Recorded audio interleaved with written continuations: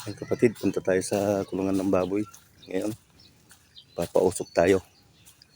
Gamit nitong tray ng itlog para mawala yung usok, yung lamok. Para magkaroon ng usok. Dahil malamok. Dito tayo ito natin sisindihan itong tray ng itlog. Marami ng lamok.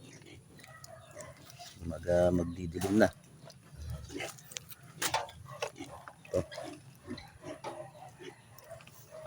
Ito magsisindi. Yan mas maganda yan kaysa sa katol. Takot din na malamok dyan sa sa tray ng itlog. Yan. Kasi basa yung mga dahon tapos lang ng ulan.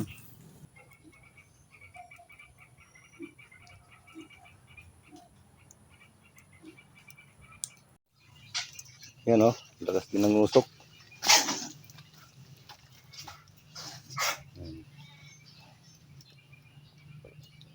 Alis ang mga lamok niyan.